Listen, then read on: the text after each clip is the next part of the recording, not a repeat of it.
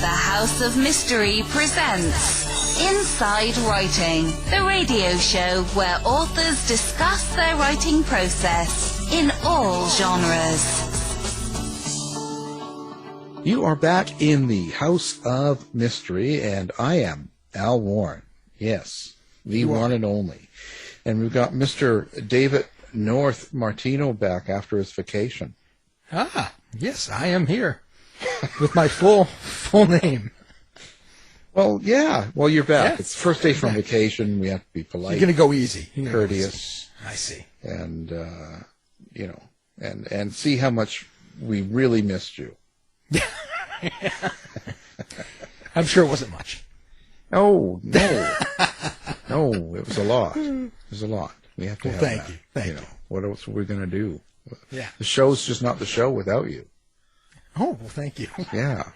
We're not going to get any complaints from Tucker Carlson if you don't. You got to be here. That's right. Anyway, so it's another day. Let's see. Memorial Day is over. We lost Ray Liotta when you were gone. Yes. And that was a surprise. Shocking. Yeah. I thought, like I said, I thought he was pretty healthy. I thought he was pretty active, still making shows and movies, and it just sort of was came out of nowhere.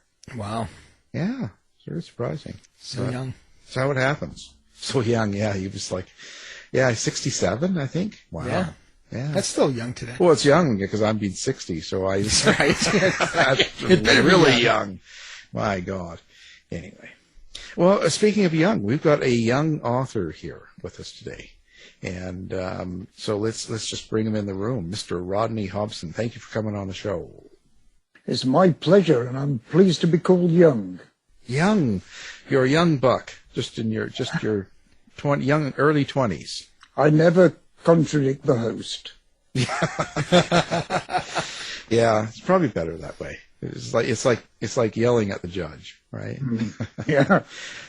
Well, you have an interesting history. So, of course, you're on the show because you've got these detective books that you've written, these interesting books, which is great. But you've also got a history of doing things like the Book of Scams and things like that. How does a finance guy and how to spot fraudsters and things like that? How does a guy like that get into doing detective fiction? Well, they're two completely different things, although there are friends of mine who've said to me, well, we think the stock market's all fiction as well. But I assure you it isn't. It is completely different, and one was my job, writing finance books and writing finance articles and jobs in financial publications. That was work. And the writing the crime fiction was more a hobby and something I just did for fun.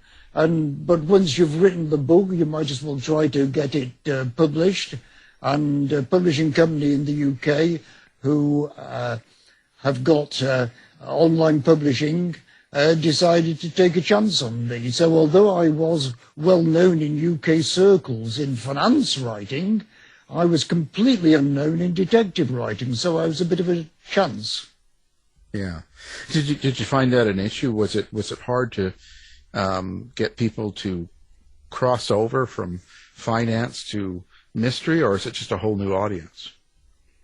Oh, it's a whole new audience. It's a completely different audience. Yes, I just wasn't writing for the same people. I didn't pretend I was.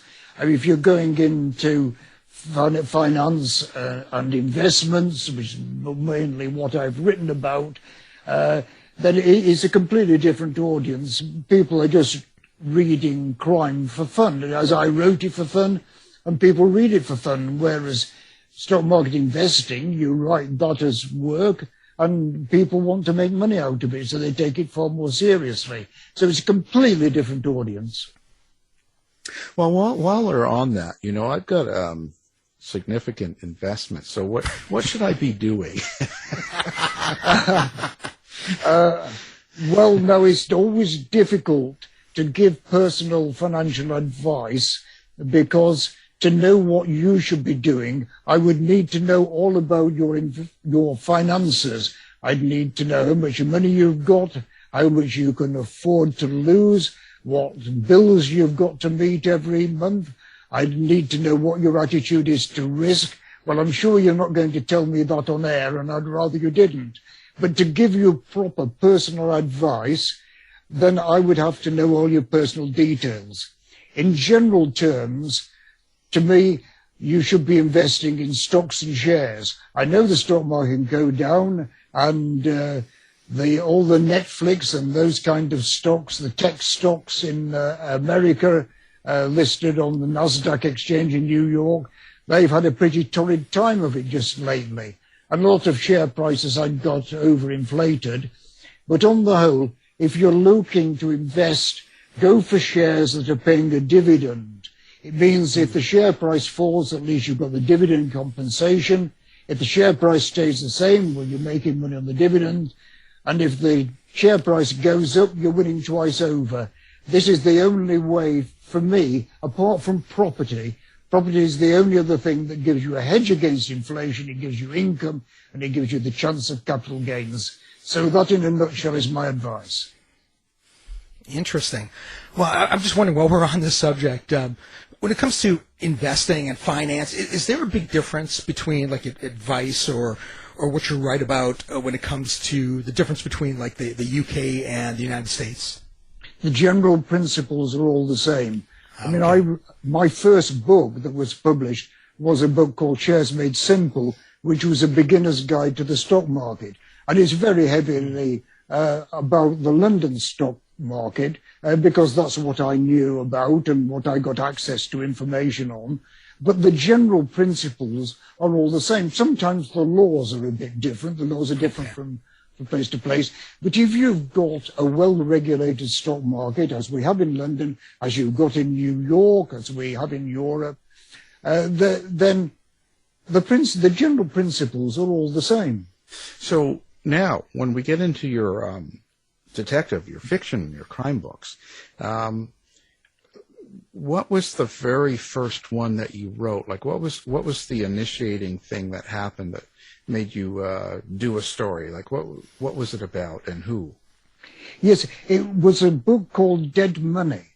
So although we got the money connection, it wasn't really about finance at all. And I got the idea, funny enough, from when I lived in Singapore. We were in Singapore, and the block of flats we were in, there was a law that said that all streets had to be numbered the same and blocks of flats had to be numbered the same. Every block of flat had to be numbered in the same way so that the postmen could know where to go. And so there was no problems. Now, it meant, in our case, that the flat levels were renumbered, and we went from floor G to sort of floor 6, something like that. And I had a pile of post that went into the letterbox 2 floors down, and the flat was empty. And I got some important mail that it was too late to act on when it got passed on to me. And I thought, that's an idea. I could turn that into a story. Supposing someone is going into a block of flats to murder someone, and they don't realize it's been renumbered, and they get the wrong flat.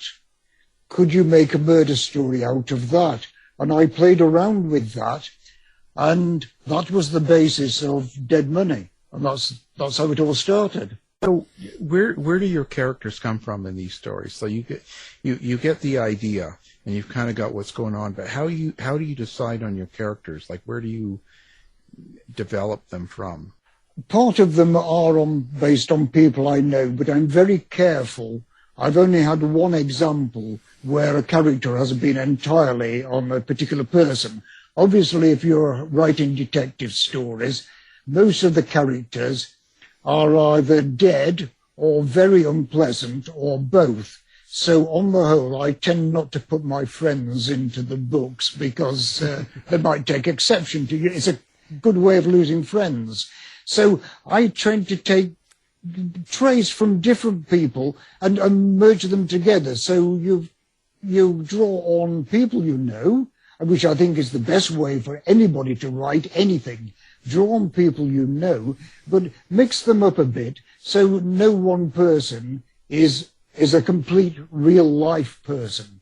And so that is how I develop them. But I also find that as I write, the characters often develop themselves. Now, I know I'm in control of it, but it is rather like being God. You've created the characters, you've created the world they live in, but you've given them free will. And sometimes they get quite willful and they go from directions I never intended. But the characters all develop themselves. And one gets ideas as one goes along. I know some writers like to plan everything out in advance, the whole book. I want to have a good idea where the book is going, and I think with detective fiction, it's very important to know who done it. You need to know the ending, otherwise you're going to be rambling around forevermore. But on the whole, I don't develop the books so much before I start writing them, and the characters develop. And I think that's good because real-life people grow into situations, and they react to situations, and their characters can change. So I think if that happens in a book, I think it's a good idea. Well, how do you experience your characters? Do you have an inner monologue in your head? Can you hear them? Is that how you write your dialogue? I don't have any set formula. I mean, some people do. Every writer is different. Every writer follows their own agenda. I try not to have set patterns. I try to just go with how it goes. And I think I hope it becomes more natural that if you just take things as they go, that's what happens in real life, and that's what I hope happens in my books. So in your new or your latest book, I believe it was, Secret Death, I noticed it's part of the Paul Amos mystery series. And it's book 6. When you're doing a series like that, first of all, do the books each stand alone, or do you have to go through them in order? No, the books all stand alone. I think there may be some slight advantage taking them in order, and occasionally I do refer back to something else, but very, very little. I think that the trouble is that if you've got people buying the books at random, then you don't know which one they pick up first. And so I think that unless it is a clear story, if you're writing, say, a family saga, all right, the family would go on from generation to generation. But if you're doing detective stories, each story is complete in itself, and I think you must be able to read it in itself, because your reader, you can't say to the reader, you picked up book 3, but you've got to read book 1 and 2 first. That's not how it works. So the books have to stand alone, in my view, and they all do. Do you have the series outlined? Are you the type of author that you kind of know how it's going to begin and how it's going to end, and you write the books in the series as it goes, or is this all just by the seat of your pants? I'm not sure whether I'm going to go with the phrase "seat in pants," but maybe it is. Maybe it is anyway. When I started writing the book, I had a vague idea for another couple, and I've found that each time I write a book, I'm developing an idea for another one in my mind. And so although I concentrate on that book, I've always got the next one forming. When I reach the point where the next one isn't forming, then the seat of my pants will give way, and that, I guess, will be it. But you see, I've written the one that is latest one that's not been published yet. I've been rather slow in writing that, mainly because of the pandemic, and it's been very hard to get motivated while we've had lockdowns and so forth.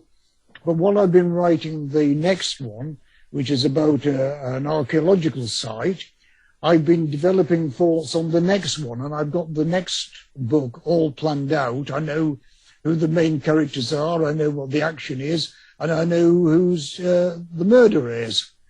So it's not, and it's not quite seat of pants, but it's sort of next stage on. Yeah. Well, and does it always work out the way you picture it at the beginning? Like, so when you've got the picture of, let's say when you were doing Secret Death and you kind of get the idea of the characters and what's going to happen, does it always sort of end up the way you think it would? Oh, with one exception. There's always exceptions, and I think that if you're a writer, you have to allow for the odd exception. 6 of the 7 books I've written, and 5 of the 6 that have been published, I always knew who did it, who the murderer was. I always had the basic ending planned, if not the exact ending.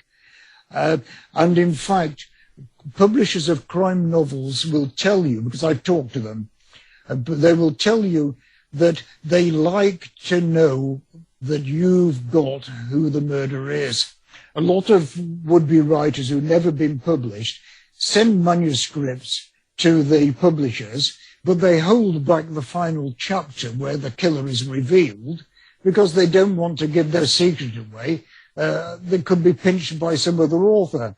Well, publishers don't like that. If they get, say, 3 chapters, they'll say, well, we want to know how it ends, because they've found so very often crime writers, and probably other writers as well, start writing, but they've no idea how the book is ever going to finish. So they get halfway through, and then they're completely stuck, and they can't finish the book off because they've no idea how to finish it. So I think, on the whole, it's very important to know how it finishes. The one exception I had was a book that's called Holy Murder, and it's featured in Boston, in Lincolnshire, which, as I always say to Americans, is the real Boston. It's the town that the Boston in America was named after, and because a lot of people fled religious persecution in here, and they set off from Boston. It wasn't just Plymouth, they set off from Boston.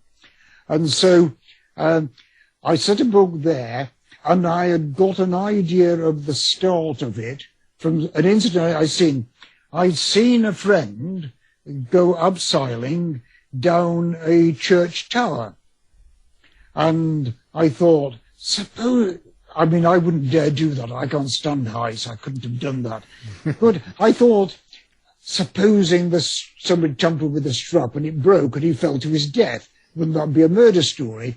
And the great thing about Boston in Lincolnshire, it has a very high tower. It's known as the Stump. It's a famous tower. It's known as the Stump because it can be seen right out to sea. And sailors coming into when Boston was a port could spot the tower and head for it. You could see it for miles around. It's a famous tower, so I thought this would be a good thing. And I started writing that story because I got the idea of the murder, and I hadn't got the idea of the murderer. And I got part way through, and a friend of mine had actually said, will you use my name in the book? So I named a character after her, and part way through the book, I suddenly thought, I can make her the murderer because it works. Her being the murderer, it works. So I went ahead and did that. But otherwise, I think it is important you should know where the story is finishing before you start writing it. So you're the type of writer that the emotions of the time and what's surrounding you affect the way you write? Not normally, no. This was a one-off thing, really. I just started feeling lethargic and just couldn't get on with it at all. And normally, I do get on with the book because the way I work, if I start writing it and I'm not sure where that takes me, but I've got another idea for later in the book, I'll write that later chapter rather than stop. I think that if you sort of take it all chronologically, chapter by chapter, and you get stuck, then you're just not going to get anything written. So I normally go on with another chapter. I got an idea, I write it all out.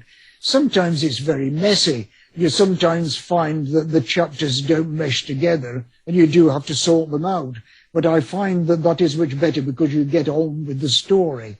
What you do tend to end up with, if you write the chapters out of order, is that action A has to come before B and action B has to come before C, but then you find that C has to come before A, and somehow you've got to square the triangle, as it were.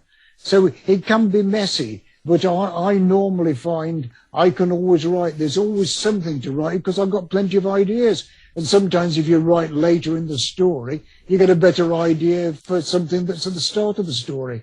So it normally isn't a problem with me, but the pandemic was something that none of us have lived our lives through, and I hope never to live through that again. Yeah. Well, if you're old like Dave, he was around the very first one 100 years ago. Yeah, exactly. So, he's been through both, so, still kicking, Right. Now, when you look at your characters, how much of yourself do you think goes in the characters? And do you pick a, it's like, for instance, your Inspector Paul Amos, is he you, in essence? Some of him is me. He tries to be fair to his staff, and when I was an editor, I always tried to be fair to the staff and to try to treat people differently. But I didn't model him on me. There are some aspects of me that goes into him, but there are aspects of other people I know go into him as well. I'm not sure. Perhaps I'm not arrogant enough. But I wouldn't like to base an entire character on me. I don't think that I'm as interesting as that or as exciting as that. So no, it's partly me. There are bits of me that go into it, and there are bits of other people I know go into my characters, and some into Paul Amos. I suppose I did start off writing him a bit as me because I know me best, and it's always good when you're writing to write about things that you know, whether you're writing a newspaper or magazine article or doing a radio broadcast or writing a novel. You write about things that you know best because you write best. So there is a bit of me in him. In fact, the character's name was suggested by my wife, who many years ago had a teacher, an English teacher called Paul Amos, and we quite liked the name. It's short, it's sort of equal, 4 letters in each. It's a bit like my name, Rodney Hobson, 6 letters in each. It rounds off rather nicely. And the original Paul Amos, who's the teacher, has since died. But he was a nice bloke, so I thought we'll have a nice detective, and we'll have a nice bloke out of him. So I never actually met the original Paul Amos, so it's certainly not based on him. If any of his descendants are listening, it was not based on him. Honest, I know. Don't sue you. Well, I know he has children and grandchildren, the original Paul Amos, but I sort of wanted to go for.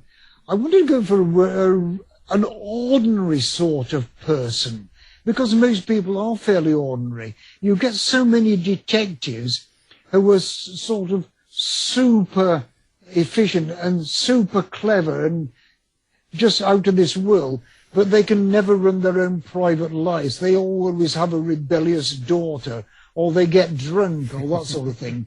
This flawed detective, that's the brilliant fraud detective. It's been done so often. I wanted to have a detective who was interesting, but was a real person. He was somebody that you might know. So by making him normal, I didn't want to make him uninteresting. I wanted him to feel he was normal, and the people would think, yes, I know that sort of person. It's a real person. So, in the same token, are you taking people that you don't like, and they're the people that get killed in your book?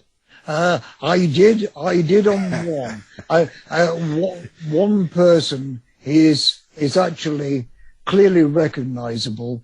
I have to say that this person won't sue me. I was quite satisfied on that because he was quite an unpleasant character in many ways, and I think he would be flattered at his portrayal.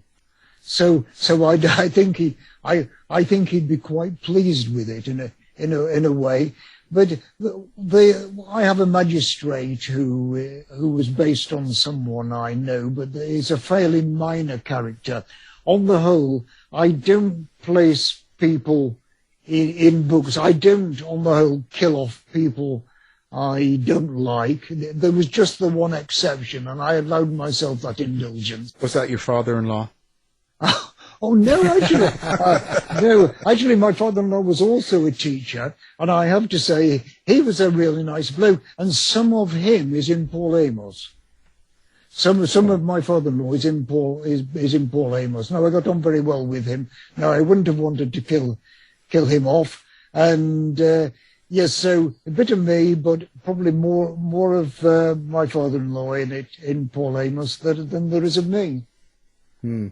Now, do you always, or perhaps have a subtext or some sort of a point that you want readers to get out of the book that's laying underneath the entertainment of the story? And it might happen organically, or it might be planned. Is there some sort of meaning? I like to stick odd comments in that will make people think. It's not so much a subplot, particularly, as being just something that makes you think, or a little touch of humour, a nice little joke that I slip in. On the whole, I've gone down the route of trying to do the book based on the whodunits, and so the main thing is the plot, and the main thing is how you work out who did it. I know that a lot of modern crime now is more psychological thrillers, so you have this real depth behind them and you give people nightmares, which is not my intention. So there isn't that much of it. I feel that there's always a place for whodunits, that people have loved them right from the time of going back to Sherlock Holmes all the way through Agatha Christie. Ruth Rendell was another who was a whodunit. And so there's always call for whodunits, and people who write this deeper and this subplot and substrata and the complex stories, those sort of things I'll leave to people who specialize in that. I mean, there's other plot lines in the story, in that you have to have some red herrings, you have to have some leads that you follow that take you down the wrong track. So they're in there mainly to make the story difficult to solve. They're not there really as a device in themselves. Interesting. You mentioned earlier writing out of order, and I'm just wondering, because that can, like you said, get kind of messy. I do it myself. Do you have any tools that you use to keep yourself organized? I know I use a program called Scrivener to kind of move everything around.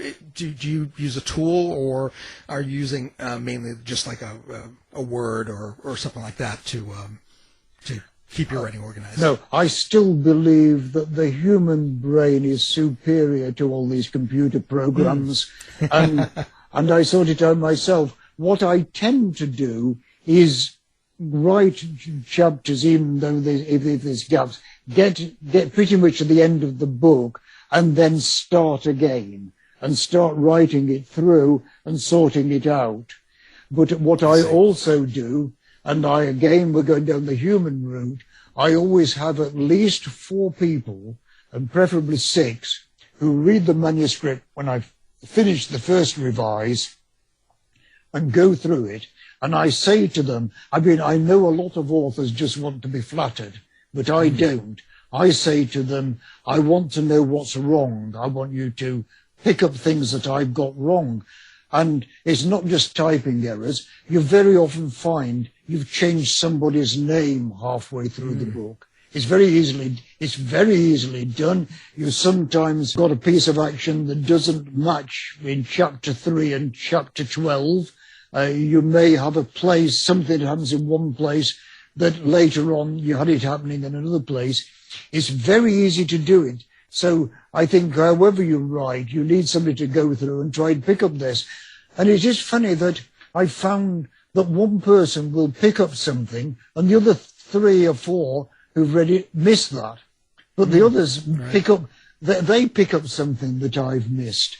And so I think that having human beings and having people who act as readers going through the books and checking it and telling you where it goes wrong is vital. You see, the problem is, I mean, either Arthur Conan Doyle with the Sherlock Holmes stories, I suppose nobody dared say to him, you've made a mistake here. And they're full of slapdash errors.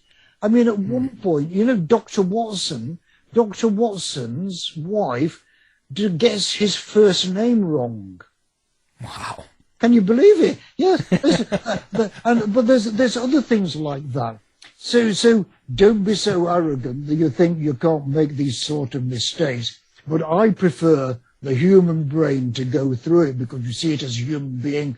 They see it as a reader would, and they tell you what doesn't work and what does work and doesn't work. And sometimes, you see, you find that you think, well, I understand that. Well, of course you do understand that, but somebody else, it doesn't come across to them. I had, on this book that I'm about to have published next, someone raised an issue, and my first reaction, you stupid idiot, of course it's blindingly obvious. I thought, well, when the second person queried it, you think, no, hang on, I'm the blithering idiot. I've not explained this properly. I've not got this across. So, yes, you do need the human beings to do it, and no computer program, as far as I'm concerned, can ever get round that. It's good advice. Yeah, so you better take that. I will. Yeah, I have. That wasn't meant personally. Right now. Research. Do you find that you have to do a lot of research to put together a detective like this, like police procedurals and things like that? Yes, this is a really difficult one, because if you get too bogged down with doing things that absolutely as they would be, I don't think you'd have much of a story. I'm sure most police work, as most other work, is sort of chores and doing things, routine things. Even the most exciting story you work on, there's a lot of routine involved in it. So you can take this idea of authenticity too far. On the other hand, if you are a bit too lax with authenticity and you write things that are very obviously wrong, then people are going to pull you up on it, and you're going to, people will be turned off. So I do some research. I set my stories in the 1990s. I did that because the trouble with DNA and CCTV now is it takes a lot of the whodunit away. It's all part of police procedural now. So I wanted to go back not too far so that people could remember those times, but I wanted to go back before you had all these things where you could get a sudden solution. Somebody's DNA is on the knife that's stuck in somebody's back. It's not much of a whodunit. So I wanted to go back before we had DNAs. But I've done research. Now, mostly the things are set in the city of Lincoln. It's a rather beautiful city, very photogenic. And if any of your listeners want to come and make a TV series out of it, it will be terrific. It'll be terrific visuals, I can tell you. But there are things that have happened there. I have checked back. You suddenly start thinking, see, the police station, the police headquarters used to be in the centre of Lincoln. It moved to a bigger site just outside. And I thought, now I must check whether the police were still in the centre of Lincoln or outside, because somebody's going to pick up this if I get it wrong. There also was a station called St. Mark's with a level crossing across the high street, which caused great chaos. In fact, there were 2 level crossings because there were 2 railway lines at one stage. And so you could get cars who got caught as a train was coming. They get caught between the 2 crossings. And so I wanted to know when the second line was removed, because it was at some stage.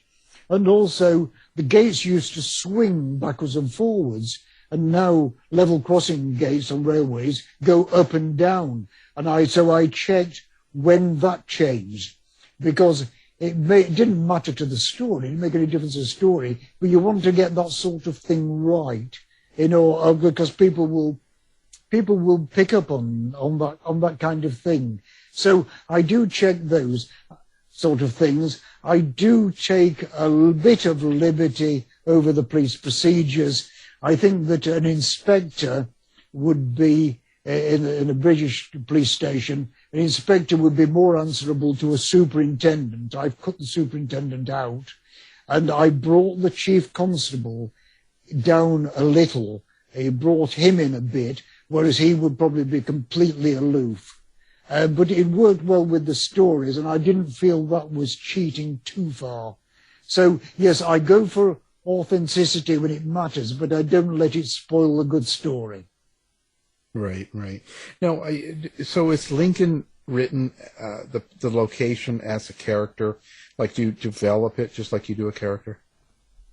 Yes. I mean, a lot of what is Lincoln is the city itself and the countryside around, because there's a lot of countryside around, there's seaside nearby, there's industry, so it lends itself very well to a variety.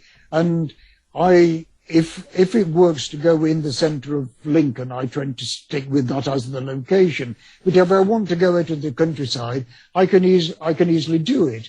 As I mentioned, I went down to Boston, which isn't too far from Lincoln.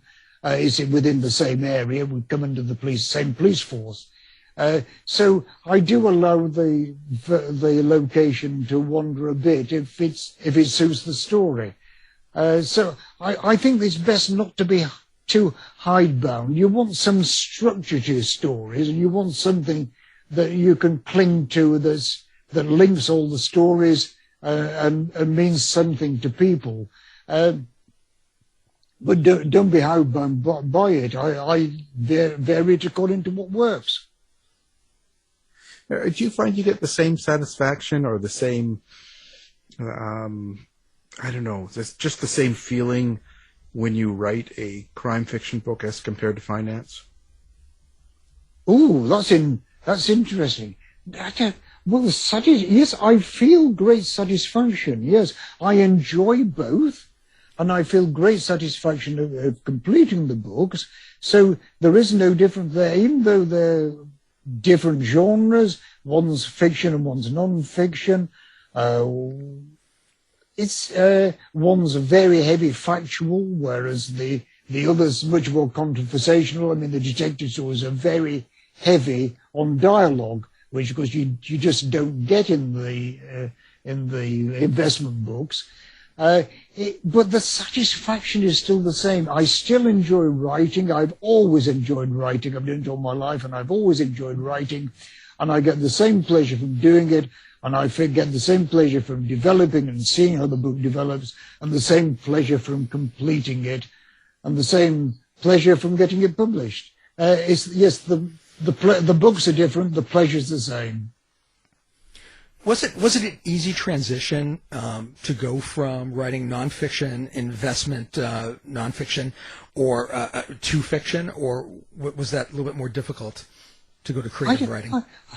I didn't find it difficult. No, that wasn't a problem. I mean, I think it depends on the individual author, what you enjoy doing. And some authors like writing fiction, some write non-fiction. Some authors like writing short stories, for example, which I've tried and can't really get into. I mean, I don't like really long books. I don't like reading to 80,000 words or more. Mine run to about 43 to 50,000, and I think that is enough. So there are types of book I wouldn't write. I wouldn't write really long ones. I wouldn't write short ones. But I found I didn't have a difficulty in doing both. No, it worked out fine. But if I started writing something and I mean, I wouldn't start writing poetry, for example. I'm no good at it. So yes, there are some things I just wouldn't do. But in this case, I'd always been interested in detective story. I read all the Sherlock Holmes stories. I read a lot of Agatha Christie when I was in my teens. I've read some American detective stories, and I've always enjoyed detective fiction. I think in some ways it's a sort of escape from real life. I mean, it's funny to think somebody getting killed is a pleasant escape from real life, but since it's only nowadays, since it's in my case it's only a story. That's fair enough. It is an escape, and so I just enjoy the escape. What do you think the difference is between American and English crime, or these types of books, detective books? Well, one big difference I found. I'm going to be very careful here not to offend all your American listeners. One thing I found with American books, you do tend to have the real big, successful.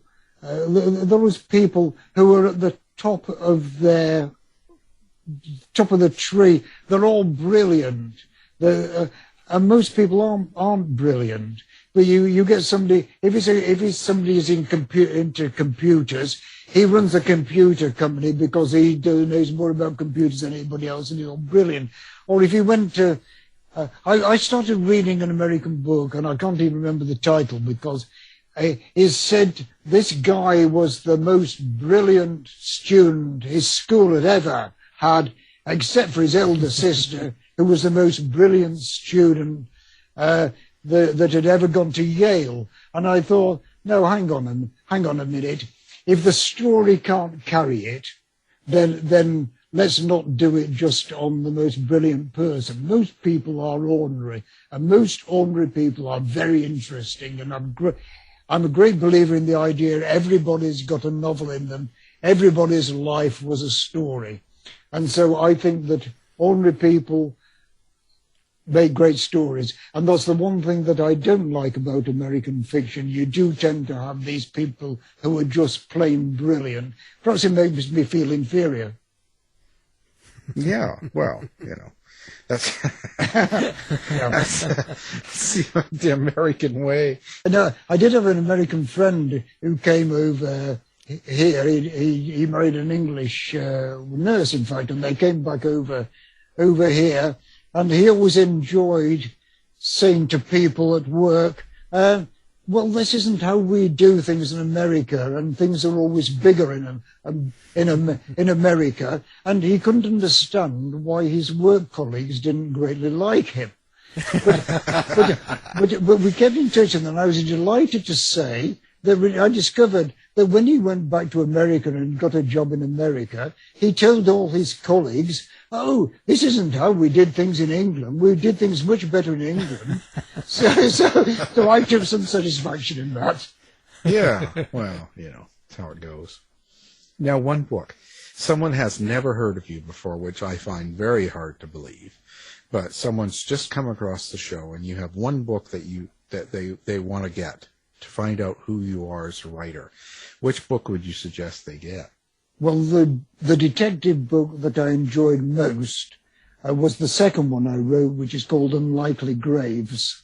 I thought it was the best title, and I think in many ways it was the most intricate of the books, and it was the one I got most satisfaction writing. And one or two people on Amazon have put in comments, and they've said they thought that was the best one. So if you're going to start with anyone, start with Unlikely Graves. I like that story. Do the reviews and people's comments and social media and that whole thing, does that sort of mean a lot to you? Do you follow through with all that? I like to see what people have said. I think you learn things. If you get complaints or people criticize you, you can learn from the criticisms.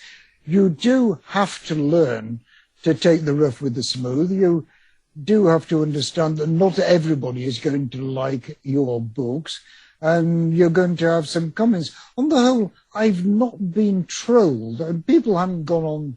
I hope people don't listen to this and then go on and troll me. But Well, we're going to tell them to. So. well, no, but I've had very few really stinging comments, and none that have been downright personally unpleasant. So I got off fairly lightly on that. But sometimes you do get exasperated, and I've learned to laugh at them. Now, you asked me which book I would choose. Now, if I was talking about the investment books, I would undoubtedly take Shares Made Simple, because that's for beginners, and I think that does most good, and it's now gone into a third edition. I'm about to write a fourth edition, and that's it. But that book is called Shares Made Simple, and the subtitle is A Beginner's Guide to the Stock Market.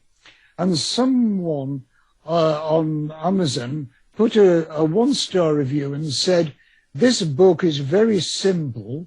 It's suitable only for beginners." I thought, well, you didn't have to buy the book. You could have just read the cover. But when I learned to laugh at that, but another one that I particularly enjoyed was someone, and I can't even remember which book it was, but someone said, halfway through this book, I lost the will to live. But what I really enjoyed about it was she gave it 2 stars out of 5. And I thought, if you lost the will to live halfway through, why haven't you given it 1 star? There must have been something about the book she liked. Oh, no, when she stabbed herself, she fell on it and it hit 2 stars by accident. That was just an accident. Yeah.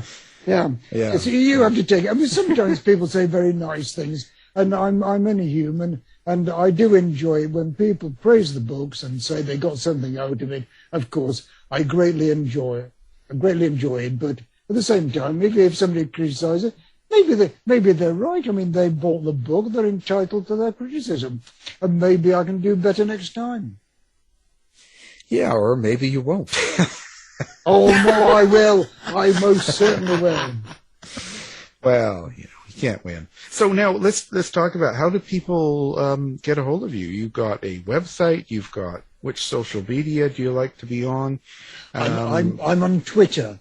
On Twitter. I comment mainly on the finance books, but I have now started. I've got LinkedIn with a group of other writers, and I've started commenting on there because about the detective books, because I think writers is a very lonely place to be in. You're not going into an office every day. You're writing at home. Most people are writing at home, and you wonder how you're getting on. You wonder if, am I the only one who's got self-doubt? Am I the only one who can't get this chapter moving? Am I the only one who does this, that, and the other? So it's great to group together, and I try to put in encouraging comments to other people, because I know what a great thrill it is to get published. I know what a great thrill it is just to complete the story, even if it doesn't get published. So I like to encourage other people to do it.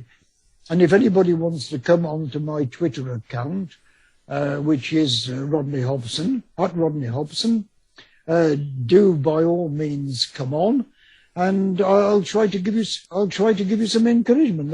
We're all in this world to help each other. If you want to contact me, certainly if you put my name into your search engine, it should come up. There is another Rodney Hobson. He runs karate classes. That is not me. So don't get in touch with him. He might chop you up. Whereas if you get in touch with me, I might chop you up in a book, but not in real life. Yeah.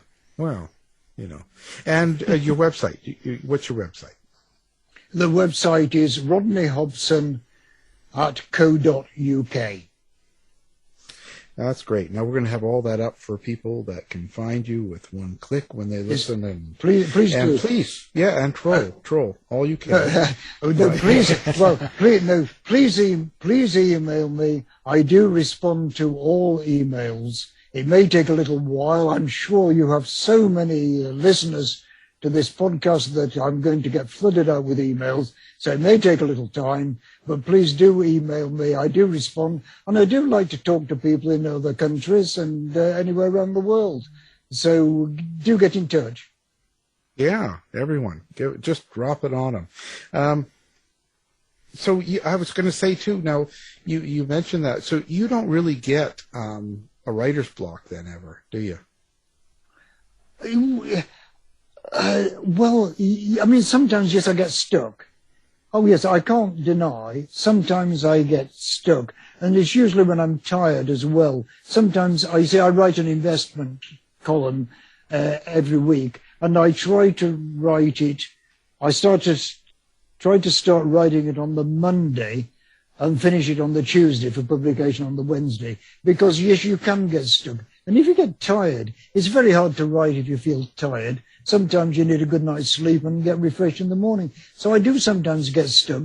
But as I say, my idea of getting round it is you get on with something else. You may find your brain has worked on the problem that got you stuck in the meantime, and you come back to it and you see things in a completely fresh light, and you get going again. I think the people who get writer's block are the ones who stop and I'm going to write the next sentence next. And they never get that sentence written. Get off and write something else. Come back to it later. How long does it take you to do one of these crime books?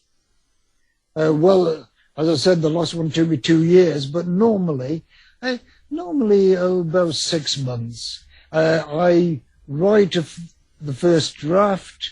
It probably has holes in it. It probably has contradictions in it. I go through and at least once, possibly twice, and often it does involve quite a bit of rewriting and get it complete. Then I put it out to, say, at least 4 people, preferably 6, and take their comments back, and then I go right back to the beginning and work through it again and deal with all the points they've raised. And although just occasionally I say, no, I'm going to ignore that, on the whole, I take note of nearly everything that people say, because they raise good points and they see it as a reader. And if one reader raises an issue, then other readers are going to read it. So I then go through all that, and it takes them a bit of time to read and come back. So I would say a book usually takes about 6 months, but then I will have a break. I don't just keep writing the books one after the other. Oh, that's interesting. Well, it's been a real pleasure here. We've really enjoyed having you on the show, and well, hopefully you'll be back when you write a new book, and anytime you want to give us financial advice so we can retire. You know? Yes. Now, of course, the book we're talking about, Secret Death, our author is Rodney Hobson. Thank you for being here. It's been a great pleasure to talk to you. I've really enjoyed it. Thanks, Rodney. Tired of wasting time trying to decide what to watch on your streaming service? Go to our website and look for the Martino movie reviews. You've been listening to the House of Mystery radio show. To find out more about our guests, hosts, or show, go to www.houseofmystery.com. Show's over for now. Was it as good for you as it was for me? Yeah. Good night. This has been a production of Something Weird Media. I'll be back.